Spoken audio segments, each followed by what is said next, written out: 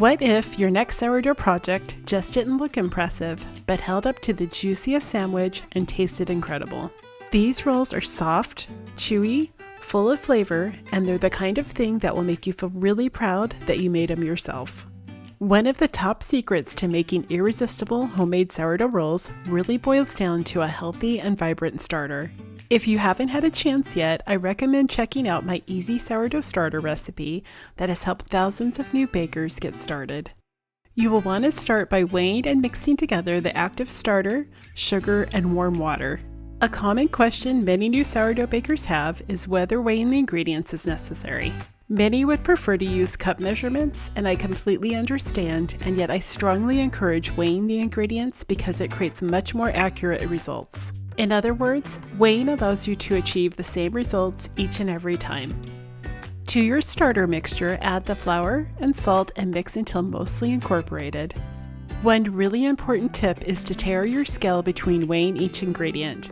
This means setting your digital scale to 0 after you've placed the bowl on it or have added an ingredient. Doing this ensures the scale only measures the ingredient you're about to add.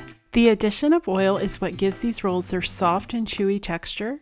Once the flour is mostly incorporated, add the oil and mix until everything comes together into a rough and shaggy dough. Cover the bowl and let the dough rest at room temperature for 45 minutes.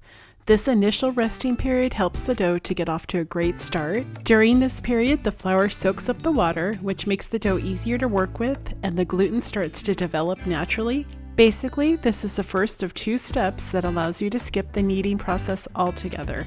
The second trick to not having to knead the dough is the stretch and fold method. Gently pinch one side and stretch it upward and fold it over the center of the dough. Turn the bowl slightly and repeat working your way around the bowl for about 1 minute. I do recommend spraying the plastic wrap with oil at this stage, and you will see why in a few minutes. Once you do the first stretch and fold, cover the bowl and let it rest for 30 minutes. You will complete this process a total of 4 times, and with each stretch and fold, you'll notice the dough's texture and appearance starts to change. With the first stretch and fold, the dough will look loose and shaggy. The second, it will start to hold its shape better. With the third, the dough will be noticeably more elastic, soft, and stretchy. By the fourth, the dough will look much smoother and more unified. One really helpful tip to keep the dough from sticking to your fingers during the stretch and folds is to dip your fingertips in water first. Once you've completed the stretch and folds, you'll do the bulk fermentation, which is just a fancy way of saying let the dough rest until it has noticeably risen.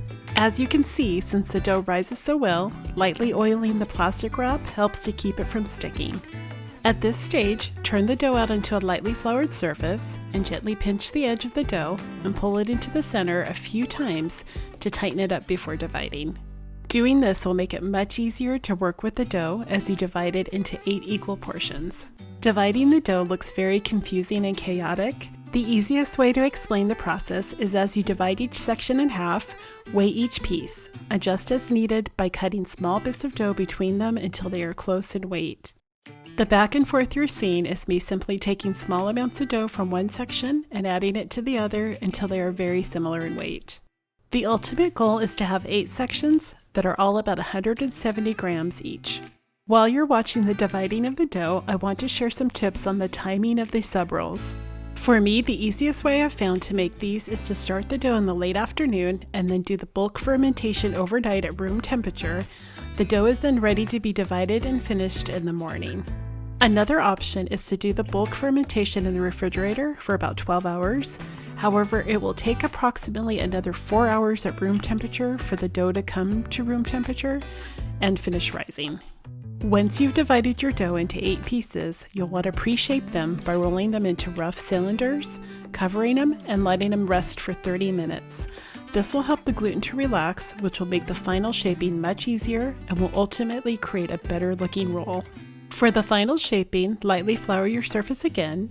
Using your fingertips, gently flatten the dough section into a rough rectangle. Starting with the long end, roll the bottom edge that is closest to you up towards the center, tucking as you go to build tension and form a tight log.